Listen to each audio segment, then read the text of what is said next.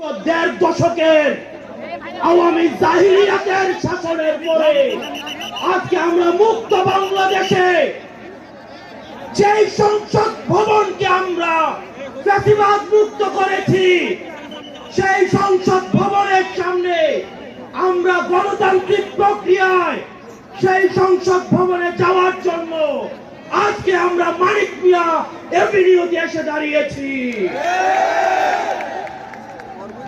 প্রিয় দেশবাসী, আপনারা জানেন দীর্ঘ দেড় দশকের বেশি সময় ধরে আমাদের দেশে ছিল বিচারহীনতার সংস্কৃতি।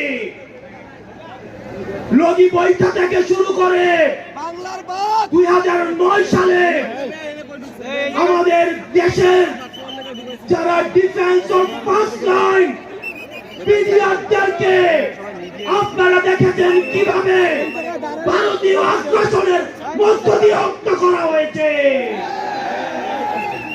প্রিয় দেশবাসী, আপনারা দেখেছেন এই স্পষ্ট পিডিআর হত্যাকাণ্ডকে পিডিআর বিদ্রোহ হিসাবে চালানো হয়েছে।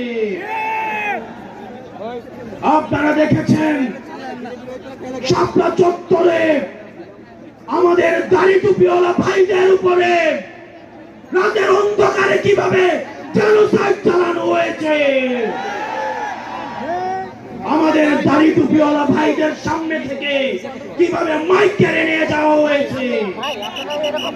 প্রিয় দেশবাসী, আপনারা দেখেছেন বাংলাদেশে কিভাবে রাতের ভোট, কিভাবে দিনের ভোট রাতে চালু করার সংস্কৃতি চালু হয়েছে, দামি ইলেকশন চালু করা হয়েছে। আমরা 5ই আগস্টে এই আওয়ামী লীগের এই দুঃশাসনের আমরা এই দুঃশাসনের কবর রচনা করেছি। আমরা বলতে চাই, এই গণভবনে কে যাবে সেটি নির্ধারিত হবে বাংলাদেশ থেকে, ভারত থেকে সেটি নির্ধারিত হবে না। আমরা স্পষ্ট করে বলতে চাই, এই সংসদে কে যাবে সেটি নির্ধারণ করবে বাংলাদেশের খেটে খাওয়া জনতা।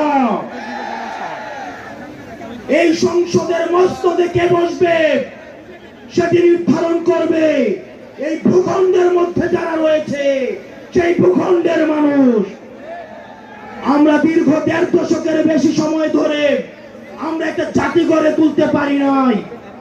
বিভাজনের রাজনীতি আমাদের মধ্যে ইচ্ছাকৃতভাবে জিয়ে রাখা হয়েছে। আমরা স্টেট ডেভেলপ করতে পারি নাই, আমরা নেশন ডেভেলপ